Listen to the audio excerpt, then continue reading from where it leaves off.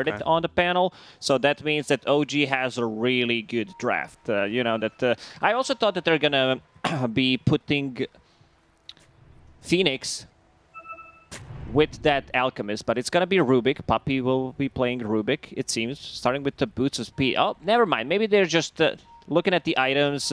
It's still going to be Phoenix in the lane, because there's something that was said on the panel is this Tusk plus Broodmother lane. It's super strong. Once they, like, even not just level 3, but once you have a point in tag team and insatiable hunger, I don't think you can sustain through it, and you want to have Phoenix Fire Spirits in that lane to be able to reduce the damage. It's all about the attack speed, and if you reduce their attack speed, they're not going to be able to do as much. Yeah, so we'll see how that lane goes, and if it's going to favor OG completely like the odds at esportsbet.io. It's seemed that way so far, with OG taking game number 1, and well, coming into game number 2, they're looking to sweep. I was a clean sweep. I was talking about Puppy having Boots of Speed. He just went in there with the Boots of Speed, sold his Boots of Speed, because you have enough time after we added that extra timer on selling the items, and then he bought different items. So I was wondering, like, why does he have Boots of Speed? It's not that good of a game for Boots of Speed in this lane. Usually Rubiks don't start with it. So pretty clever. This man, this Puppy guy, you know, he has a couple of tricks up his sleeve. He still got it. Yeah. He's still, you know, got the mindset ready to go. Something we talked about earlier, mindset with BZM. But it's interesting to kind of see these veterans, these long veterans, kind of get it done. So yeah, and lane swapping is starting to happen. Crystallis on the top lane playing Alchemist, while Rezo's on the safe lane. OG already making a move. So we'll see how OG react. We've got DM coming to the top lane to join Misha here on this Hoodwink. And we'll see if they make any other changes on this one, as Misha, sitting at about half health, needs to be maybe a little bit careful of a Fade Bolt and some right clicks, but level 2 will probably be the bigger chunk of damage output from Secret. It's one of those lane swaps where supports sometimes do benefit quite a lot, because they get some solo XP. For now, Misha's TPing bottom. Yeah, they TP'd Misha probably for a swap, but that means that they'll have shards, they'll have one more Misha hit coming in with a bushwhack, and with the early damage from an Ursa, they'll get first blood. They take out Zayats on this one, and OG with 3 heroes down here bottom. Easy peasy. Beautifully done by Misha, not just that he rotated, but he also, as you said, decided to go for a kill. Tusk still level 1, halfway there until level 2, and then with the point in tag team or having point in a snowball. This hero is just way too good. One of the reasons why he's one of the most contested heroes right now. But the DM on the top lane trading really well. He did pull the lane, or made a new lane, but this means that Crystallis is gonna get some solo farm here. Still thinking about his bottom second lane point. again. Zayat's in trouble. Bushwhack lands. Acorn shot is in, and Misha's got a kill. They'll take out this Phoenix again. So 2 kills on this Phoenix already. OG started 2 times with the tri-lane when they played against Tundra in the DPC the other day, and seems like they're going to keep this tri-lane for a while. It's certainly one that could stay aggressive, right? As long as you've got mana, you're ready to go. Bushwhack, Acorn shot. Yuragi could just jump in, and you've got the extra help from the shards, and eventually level 2 for this Tusk too. So I'm not really. I think OG could keep it this way. They could go with a second up top, but DM, he's doing okay at the moment. It's all about the experience, getting that level 6 on Broodmother, and Crystal is still no point in Greevil's Grid. He just got it. I think he could have gotten some extra gold. Was thinking about it. Like, this is a lane, I think, where you want to maybe even put the second point in Greevil's Greed, because you're not using that acid spray as much. And I don't think you're killing Broodmother anyway. But then we'll talk about the mid lane. Pango against Puck, classic counter to Pangolier, where you have a way to stop his from using the Rolling Thunder, and you can expect rotation on level 6 on Puck to happen. This bottom lane's going really well. Icarus dive away. Zayat's just able to escape, and I believe there was an Acorn shot there that was Rezo using a Tango to make sure that that tree was taken out. So Puppy gets a courier, mid, like you said, it's kind of even, and we'll see how Pangolier is able to do once, obviously, that level 6, that Dream Coil is available to them. How they react around this puck on the side of Secret.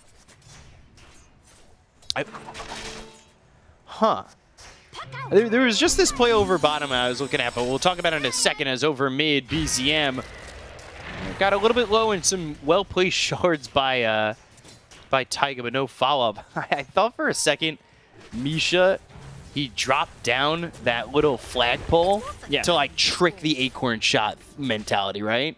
Put it right next to the Legion and was just like, is it an acorn shot? No, not at the moment. What could it possibly be? But You like, never know. You know, just a quick, the quick thought, right? Mid lane, snowball. Mid lane, snowball, shards, boom. Nice.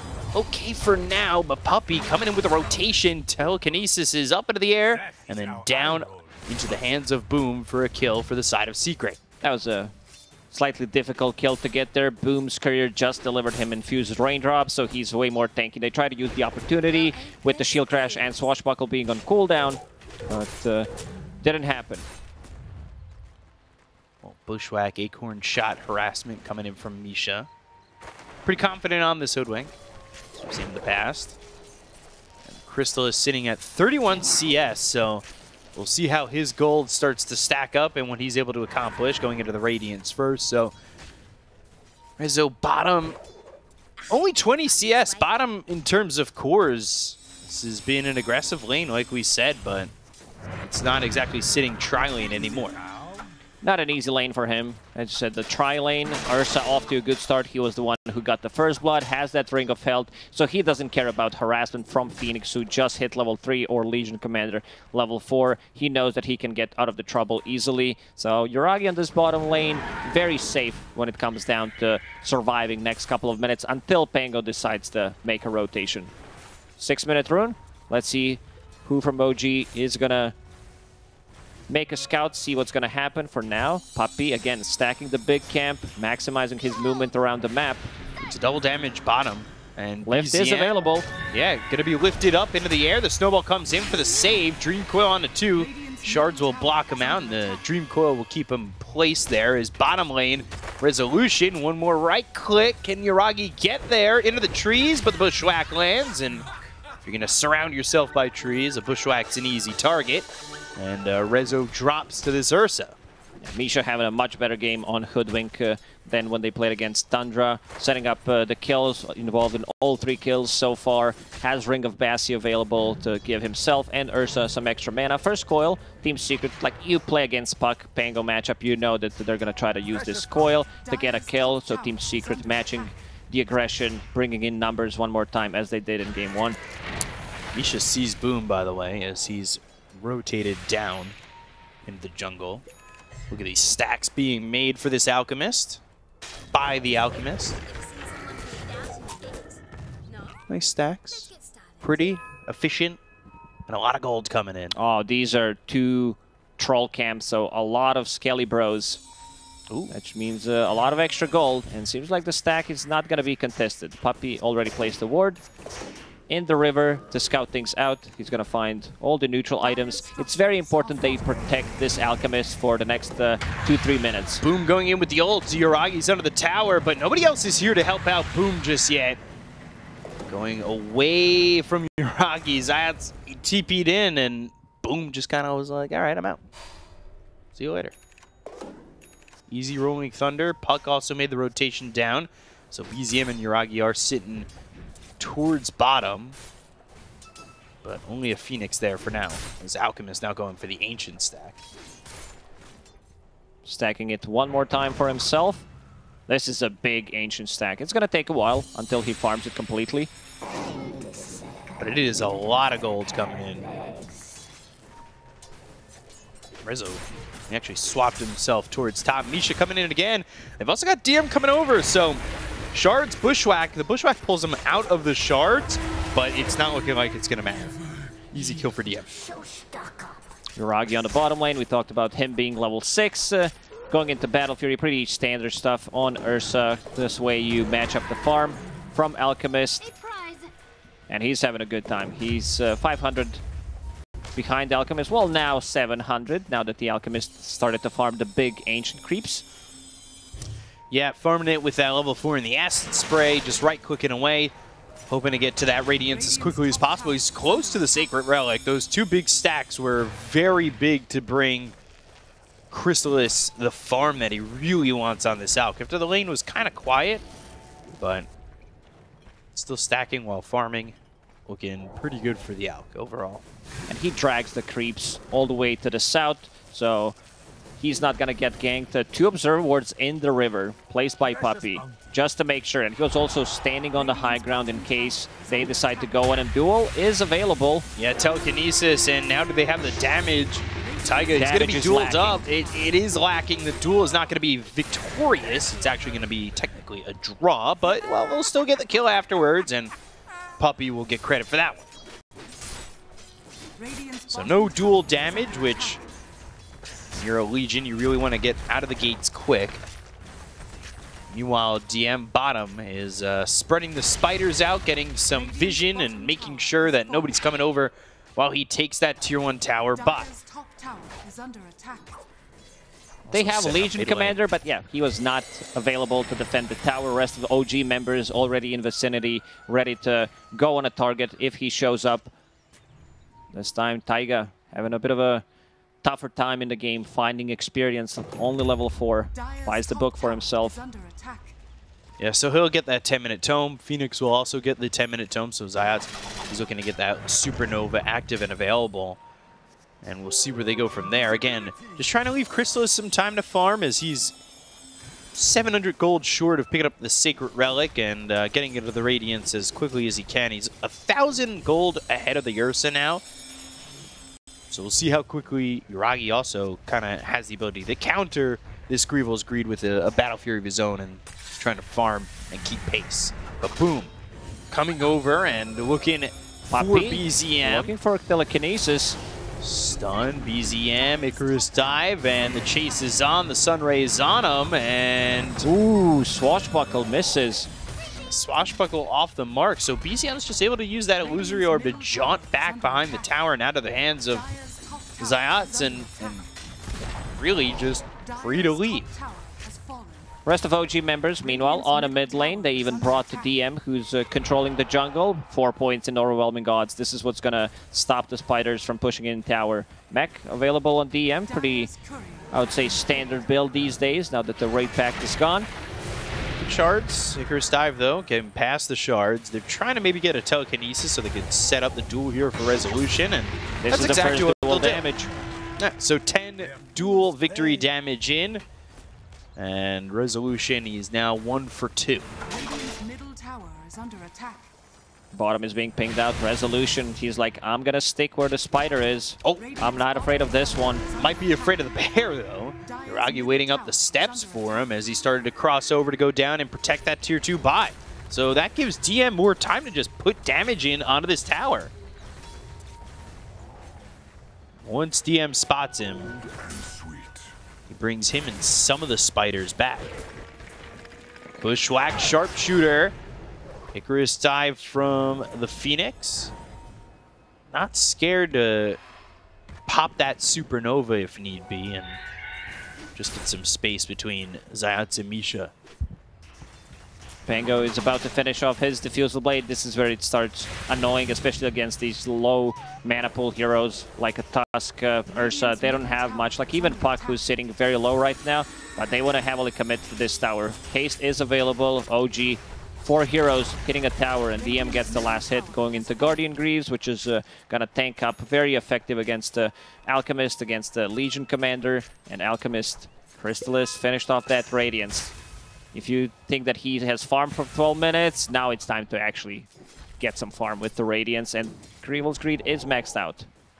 Yeah, so he'd be skyrocketing in terms of net worth. Look at this ward that Boom's sitting under. And well, we'll take a look at it in a second, because I think there's going to be a smoke play on this Alch, or maybe even going the other way towards Puppey. They'll find this Rubik. They don't exactly catch the Alchemist, but again, this ward now giving vision over onto Boom. Sharpshooter, Walrus Punch into the air, and they'll end up getting another kill. The Alch is going over, the snowball lands, the unstable concoction comes through, but Zayats just blows open the Supernova. The duel's not going to have another victory, but Misha ends up dying. But Rezo gives up his life for that. They still look over at Crystallis, and it's an ultra kill for BZM. Oh, BZM managing to reset multiple times in a fight. Some good shard placement, and the rest of the team secret members, they're not on the same page if they are going to go for this Hoodwink or if they're going to go for Tusk. Maybe he thought Tusk is going to die anyway, I'm going to burn him down with the Radiance, but it was not enough. And, you know, one of the reasons why OG in the end decided to pick Puck against Pangolier. Use a coil, more than enough time. And yeah, look at that beautiful shard place from Taiga. Only losing Misha in that fight. BZM just picked up Witchblade and went into a fight, used it multiple times. Something that Panel talked about, taking Roshan with Ursa. Not just Ursa, this is also DD on Puck. They have Seeds of Serenity plus a tag team, so uncontested. And they see them coming again towards this Roche. They might just fight off it. Never mind. I lied. They went the other way. It's okay to lie from time to time. I do it all the time. It's just you sprinkle in some lies there, here and there. It always 50% of the time works out every time. So, again, it's just I'm really liking this ward place by Taiga. I don't know. It's in a fun spot on those steps. Just getting them a lot of vision, a lot of information as they were taking that Roche, and as they were taking that fight as well. So DM, he'll just continue to farm now going into a pipe. He's got the Guardian Greaves finished off. He talked about this and the sustainability that it brings to the team. That inventory on Broodmother looks very desperate. It looks like, what the hell are you doing? Like, it's 7k gold in terms of net worth of items. Snowball, shards, and a Walrus Punch. Yuragi coming over, Resolution in a little bit of trouble as the right clicks come through, and they'll get the kill with the Ursa. But Telekinesis up into the air, Rolling Thunder, bouncing him up one more time. He's got the Aegis, but no longer. Supernova, was it timed right? Oh, trying to get away. They've got the stun. The Supernova hits, but the Snowball save is there. Shards, Crystallis in trouble. The Walrus Punch coming out from Taiga. The Sunray keeping him alive. Greaves is available. And they've got the Greaves to heal up. That means they're going to be able to take this fight and look for more.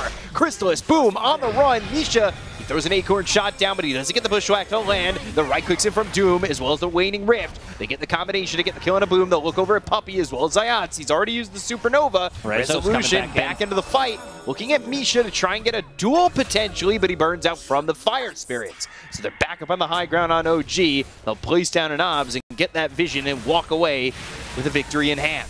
OG taking a fight with Aegis, using it yeah, almost perfectly. The Ursa doesn't die. In the end, they kill the Alchemist. It's very important that they slow him down. And you talked about Taiga's ward on the steps. There's another one. Yeah, this ward that just got placed, it gives them this vision that they want to make a move on. They've got a duel on the back lines, though, trying to take out Taiga, but again, he can't win it. The Greaves are going to come up big. They get the kill on Zayats. They'll look over at Resolution. 4 heroes here. They're looking for a high five. He won't reciprocate, but he'll give up his life.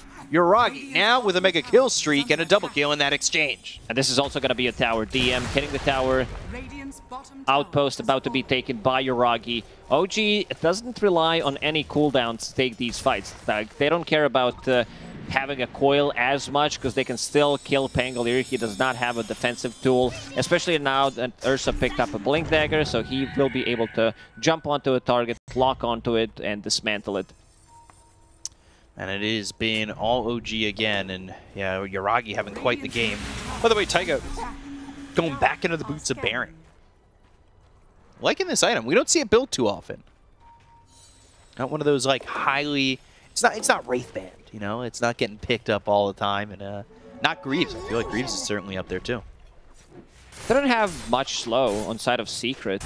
This is like Pango's Shield Crash, and that's about it. Phoenix doesn't have a shard yet.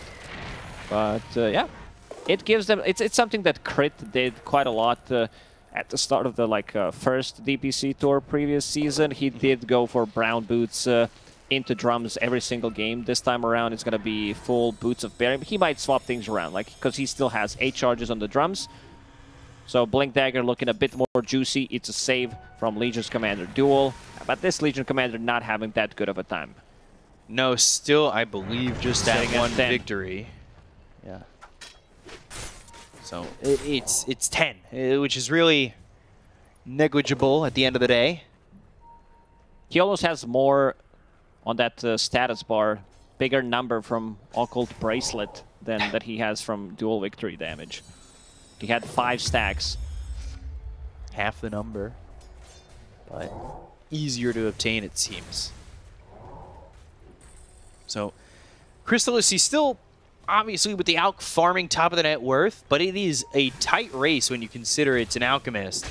And what Yuragi's been able to accomplish going next into the BKB after picking up this Blink Dagger. And then you can see in his quick buy, he's also got the Basher full Abyssal to follow that up. Level 15 on that Ursa. Yuragi getting way too much from the Battle Fury. Same level as Alchemist, but this Ursa feels super strong. And next Roshan is going to respawn potentially in 3 minutes. OG can still take one big fight, get that BKB on Ursa, and for the next Roche fight, he might be able to have it. They do have Duel, which is pretty much the only spell that Ursa needs to be careful about, but with the Snowball save, I think Yuragi's relatively safe. This second Roshan, you can't allow Ursa team to pick it up, because if he gets the shard, if he gets the Aegis, he's almost unkillable. Yeah, we'll see if they can keep him unkillable. They'll go through. They've got a duel on the back lines. Supernova in a decent spot. They finally get some more dual victory damage as they get both Misha and Taiga. A little bit over-aggressive from the Tusk there. Snowball Shards, Walrus Punch combo, but in the end, it's not enough damage. And finally, Resolution now up to 30 as he's got that level 2 on the duel, so an extra 20 damage for him. But at the same time, bottom tier 3 getting pushed in, half the damage already done. DM being very annoying on Brood. Finished full pipe, so damage output from Team Secret is going to be very limited. Having that aura, and BZM is going to go for another one. Getting that kill on Puppey. Double damage available for quite some time, using the Seeds of Serenity to heal up a little bit and maybe look for more. They are continuing to just kind of like push through bottom. They've got that ward on the steps. They've got DM down there taking control of Secret's jungle and, well, taking control of past the tier 2. Oh, they get the kill. That might be a little bit too far, BZM. Okay, you know, keeping things in balance. How much gold was that? Almost 1,000 gold between two of them. Sheesh. 700 for Pango and some extra gold for, I believe, Phoenix. And yeah, Pango definitely gonna have a good time from getting that gold. Just picked up the shard, so he can protect himself once he's not silenced. Still difficult to task. This Pango, you know, you're playing into Puck. It's gonna be difficult. Not just Puck, but also Puck plus Ursa, who does have a BKB, so he can remove the disarm. Series odds flashing again from esportsbet.io, and OG with a 2K lead. They are the favorites in this series. So we'll see if they can close it up and secure those odds. Meanwhile, a little bit of lag coming out for Misha, and a 3-man smoke start for OG. As they're going to look towards, I believe, bottom and kind of this mid area where Secret are at. Haste through. Pick that up. This is one of the few runes, active runes, that Team Secret did pick up. That's been all OG so far. And they're coming over. Bushwhack actually doesn't land. They've got the snowball. It's not going to matter. Boom, blew up. He went boom. They're going to go for more. They'll look over at Crystallis, and now Puppey is in their crosshairs. But, well, he gets out for now. At least surviving for the moment, and Crystallis getting chased by DM. And now they've got themselves a 2-man Dream Coil with a BKB pop by this Alchemist. Telekinesis onto the Tusk. And it's only going to be Boom who dies. But they got the BKB usage out of Crystallis. That's pretty huge. It looked like they had such good positioning going into the fight that I thought it was going to be a clean sweep. OG placed an Observer Ward on high ground, plus a Sentry, so they got a glimpse of vision. Bushwhack did not connect. It's very... Oh, Team Secret. I don't know if we have ability to see the heat map, but DM has been on this bottom for a very long time, and the rest of the Team Secret members, they were just not there. Like, they can't enter. He is pretty much been stationed there. Would certainly be up high in the Kelvin range of that heat map. So we'll see how they're going to secure themselves around this Roche pit. I think OG, the idea right now is for them to kind of just sit here, maybe get a pick off and look for this second Roche. So Blink Dagger picked up by Misha. Maybe that'll help him out in terms of just getting a little bit of better positioning. I think his Bushwhacks, his Acorn shots, everything's been on the money, but always nice to have that little bit of mobility, right? Just to make it a bit easier for yourself. AC finished on Alchemist. That's a lot of minus armor. Ooh, duel coming through. Where's the follow-up? There is none. So BZM just gets to survive. Here comes the rest of OG. Plus a rolling that this rush belongs to OG, not just Roche. It seems like the whole fight. And this fight certainly going to belong to them as well. Zayat's going to drop. They'll get the kill on a puppy. They'll look over at Boom. He blinks away. They'll send them packing. And, well, they put the pressure on the tier 2 mid. They put the pressure over in the jungle. And they can look towards Roche. The first one's quick. The second one, feeling like it's going to be even quicker. This is dead in 10 seconds with the tag team available. And Ursa, if he has overpower coming into it, Team Secret, they cannot contest it. We see one of the issues that they have with the lineup. Legion Commander does not have that hero to play with. Is sitting on 30 damage from duel, but it's not enough. He can't go for the solo pickoffs. This is not Blade Mail build, and there's no real burst damage. Like, yeah, sure, Rubik with the Fate Bolt, but that's about it. Pango with his 2 abilities, but that's very limited considering that DM has been on point where he is to keep his teammates alive with the Guardian Greaves or Pipe. Going into Hex next. Unstable Concoction thrown over onto the Ursa. This might be the second time that they're able to get the Aegis out of his hands quickly, but they've got the duel over to the side with the Snowball Stave coming out from Taiga. Rezo taking a lot of damage and on the run, but into the grave he goes. Misha, he ends up falling with the Walrus Punch out, but not enough. Taiga will drop as well. It seems like Secret, when they take kills and they get something in the fights, it's always the supports, the cores, able to evacuate the exchange. Yeah, they're way too tanky. I think it's a correct move to go for the supports. Ursa dropped very low, forced to pop his BKB and Enrage. So, he's, what, level 18 right now, so 32nd on Enrage, has that Enrage on Earthshock as well. Picked up the Shard, going into Abyssal Blade next. Not going into the Blink, but you said the Abyssal Blade is next. They'll go in. They've got Yuragi coming in with a Dream Coil placed by BZM. They get a kill on a Crystallis. They'll follow this up with an aggression and some play on a Puppy. But Puppy able to find the doggy door and get out of that one. Another DD spawn bottom. All the power runes going the way of OG. You know, there's been 11 kills here for Secret. One of them has been on a core. That's it. It's been devastating, these fights for Secret. And, gosh, Yuragi right on the Puppy. Nowhere safe, not even behind your tower. 15 seconds without Alchemist. They use Pipe. How much damage? Where's Ursa? He's going Misha in. Misha ready to drop an Acorn shot as well as a Bushwhack.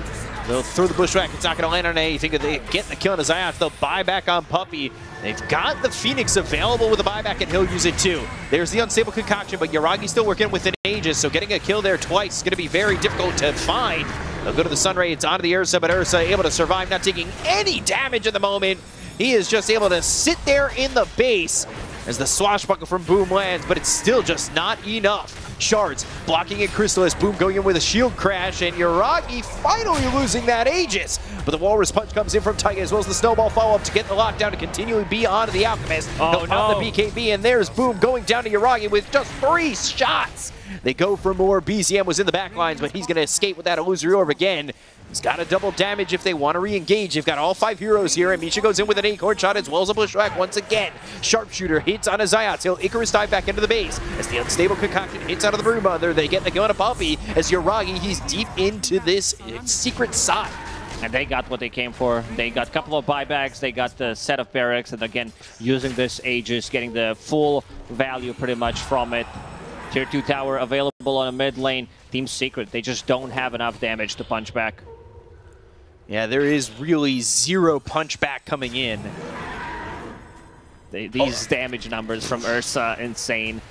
Same goes for BZM. Like, Yuragi having a perfect game so far. 11, 0, and 6 on Ursa. Yeah, it really is a perfect game for him so far. OG throwing hands, Secret throwing pillows. They really can't punch back. It is just... I mean, the few kills, the only 2 times they got Yuragi is when he's feeling confident with the Aegis. Yeah, if he didn't have Aegis there, he would definitely not play as aggressive, so... That would, his positioning is on point, and also the saves, the Greaves, the snowballs, and just being able to kite around Ursa, understanding where they can go in, when they can overextend. I'm not talking about that one BZM's dead, and he does have this time Lincoln's here to protect themselves against Duel. Yeah, so they, again, have been short the duel damage and short the damage in the duels, so things not really lining up for a Legion commander at the moment. Sentry placed there behind the tier 2 tower up towards top to catch potentially Secret leaving the base. And they've got a deep obs there too that was placed by Misha when he scurried in. It's right by their Ancient. Radiant's top tower is under attack. So let's see how Secret can respond, because again, you know, you talked about the heat map you wanted to see for DM. What about the heat map for Secret? They have been so tucked back into their base and their side of the map.